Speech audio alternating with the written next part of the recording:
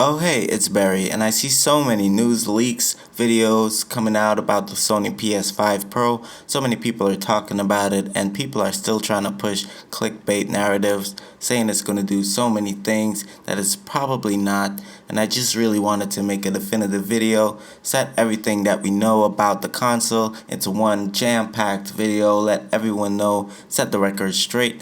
And Sony PS5 is kind of shaping up to be really huge, but maybe not as huge as people think. So before we get into it, I'd really appreciate it if you could just smash that like button, hit that subscribe bell. As my name is Barry Games, I make gaming content of all types. You could check out the channel, I'd really appreciate it. And without further ado, let's get right into it. Starting with the simple stuff, we all know the PS5 Pro would function as a mid-generation refresh between the PS5 and its successor, which would be the PS6 unless Sony decides to pull a Xbox and name it the PS1 or some nonsense. So we expect the PS5 Pro to follow in the lead of the PS4 console because they had the PS4 Pro. Essentially, it was just a more powerful version of the base PS4 unit, and it packed the same DualShock 4 controller, same library of games, but boosted performance and targeted 4K resolution on select titles. So it was basically a console designed for gamers who wanted extra power to enjoy PlayStation gaming at its very best. The PS5 Pro would presumably do the same thing or something similar by building upon the foundations of the base PS5, which refreshed internal components and maybe slight visual redesign on it. I'm just trying to make it clear that the PS5 Pro hasn't been officially unveiled, and all we have is rumors, leaks, and a healthy dose of speculation, but it has been confirmed by big tech analysts such as Digital Foundry that the specs that we do know is confirmed, and they sort of never get these things wrong. So speaking about specs, let's jump into the specs and a comparison between the PS5 and PS5 Pro. So specs, CPU clock speeds, it's the same 8-core 16-thread Zen 2 architecture at 3.5 GHz. The only difference in the PS5 Pro is you can get a 10% boost when they kick on the overdrive kind of mode. GPU, 60 CUs over the 36 CUs that you get on the PS5. RDNA 3 to be announced. Like, it's not too sure if we're getting RDNA 3. Honestly, I believe you're still gonna get RDNA 2. That just remains to be seen. Teraflops, you get 33 teraflops, 2.18 GHz, compared to the 10.23 teraflops you get at 2.23 GHz on the PS5. GDDR6 memory is exactly the same, just a bit faster. Memory, 13.7 gigs compared to 12.5 gigs on the PS5, just a bit more, and they specifically said that that'll be just for developers, so we probably wouldn't see a big improvement. They may just get a bit more memory on the back end for developers to do what they have to do. The bandwidth is, of course, 526 gigs compared to 448 on a PS5. So on paper, this doesn't really seem like much of an improvement. Of course, you get a faster clock speed, get more teraflops, bit more CUs on the GPU, which is always a good thing. So there will be having some improvement in the GPU. HDR might look a bit better. Games will probably look much better as well, visually wise. But it does seem like some modest improvements as they're still using the same CPU. But it says here that Digital Foundry says the real difference comes from the PS5 Pro's machine learning and upscaling. Sony reportedly created its own upscaling software called PSSR, PlayStation Spectral Resolution, that fits the GPU and can theoretically upscale a game running at 1080p to 4K in 2 milliseconds. Digital Foundry puts that on par with what AMD FSR2 software aims for, but says PS5 Pro quality should be higher thanks to resolution multipliers similar to Nvidia's DLSS upscaling. I don't know who's actually experienced DLSS, but last time I used that, the quality on that looks so impeccably well. I think that it's actually going to make a huge difference in the picture quality of the PS5 as opposed to what some people are saying. It's not going to make a big difference. And I really want to ask you the question, like, do you realize a difference between 4K, true 4K, and checkerboarded, upscaled 4K? Like, do you tell a difference? Can you tell, do you like the image that an upscaled 4K image produces? Like, I really want to know your thoughts about all this down below in the comments section.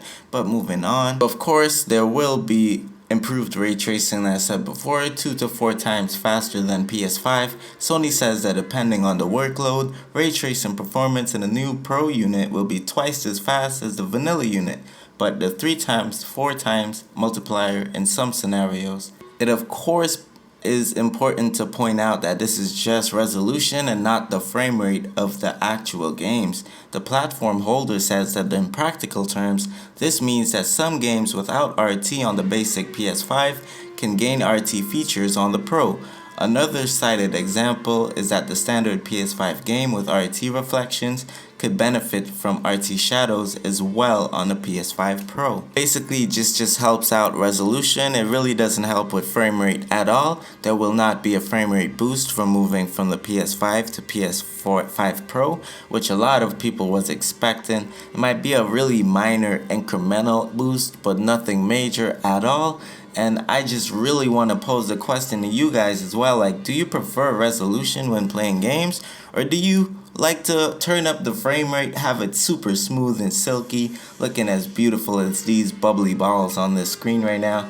And I honestly prefer frame rate because I don't like having high resolution and my games running all stuttery. I get glitches, little hiccups or whatever. I always choose to go for frame rate. The experience is just way better. Even when I play League of Legends, a higher frame rate is, of course, the game looks so much better. So honestly, I want to pose the question to you guys. What do you guys think in that regard? Into some exciting news now. Sony says that PSSR has a 250 megabyte memory footprint, but interestingly, developer reveals that the technique can be backported to any existing PlayStation game. This is at odds with the Back Combat Plus features bolted into the PS4 games running on the PS5, which require games to run on modern development environments. And this could be crucial to the importance of the upgrading existing PS5 games that suffer from image quality problems, and we're seeing a lot of those on the low internal resolutions and FSR2 upscaling. The Pro could deliver vastly improved results via its extra GPU power and the PSSR upscaling. So the really good thing is this can be backported to many old games, titles that suffered with frame rate or suffered with resolution problems in the past. Games like Final Fantasy 16 come to mind because that game did not run super smoothly in particular. However, it was a really good game and I did enjoy it. But yeah, this seems like a huge game changer for PS5 fans all across the world. People who gonna get the PS5 Pro, and I know I'm asking a whole lot of questions today, but I am really curious how many people are planning on getting that PS5 Pro. Are you gonna cop that day one? You're gonna wait a bit, see how it performs, or are you just fine with your PlayStation that you have right now? Or if you have no PlayStation at all, are you considering picking one up? I'm really curious to know, guys. And of course, we have a release schedule or a release date. And the PS5 Pro has been tipped to launch in the second half of 2024. This would place it about 4 years after the launch of the PS5. This would be a bit longer than a 3-year gap between the debut PS4 in November and the PS4 Pro in November 2016. They do say that with some tweaking and development that this PSSR technology would be able to upscale to 8K. However, I don't think that's going to be coming out with the launch of it, and I don't think there's many 8K TVs out there to take full advantage of it. No 8K content at all. You can't stream 8K on Netflix. It's not super widely adopted and many people are not going to be able to take the advantages of this. I know a lot of people that have PS5s and don't even have VRR on their screen. They don't have the full frame rate, but they still enjoy their PS5s just the same. And I'd really like to know what you guys think about all this down in the comments below. My name is Barry Games. I make gaming content of all types. I really appreciate it if you could check out the channel, smash that sub button so you know when I drop some new videos. Thank you so much for watching this video. I will see you on the next one, and as usual, have a good day.